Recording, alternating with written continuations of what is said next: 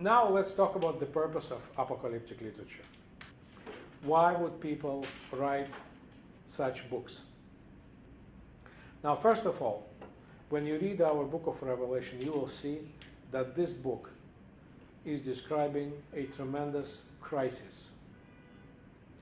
And that is the first purpose of this kind of literature. You do not write an apocalypse when things are going great. You write an apocalypse when you are in deep crisis.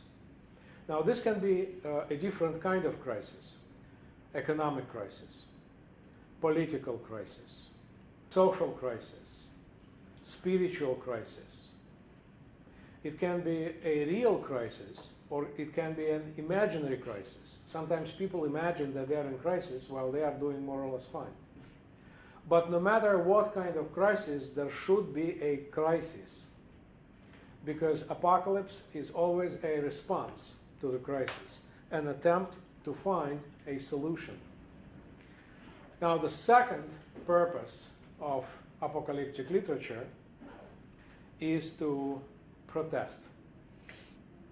The authors of the apocalyptic books are usually people who find themselves in the minority, and they believe that their minority is oppressed.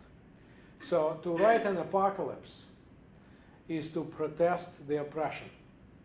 Those who write apocalyptic books believe that they are on the right side of history, but they are minority, and therefore the majority of people who are on the wrong side of history are oppressing them. So apocalyptic books are a form of protest, but it is usually not a form of protest that leads to revolutions. Only in the 20th century we have this phenomenon of doomsday cults, apocalyptic cults that actually call for violence and sometimes even suicide. But this is a very recent phenomenon. In the history of religion, as far as I know, we do not have apocalyptic cults that would protest against this oppression in such a way. You write a book, you express your opinion, you strongly believe that you are on the right side of history. And then writing an apocalypse is also a form of resistance. You resist the oppression. But usually people who write apocalyptic books are not in power. They do not have formal means to address their oppression. And the only way for them to express this oppression is to resist through their writings. And by the way, this is another reason why many apocalyptic books are pseudonymous.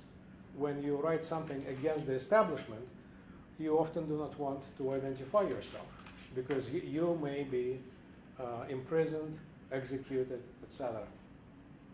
So resistance, protest, crisis, but also apocalyptic books serve as the beacons of hope and comfort.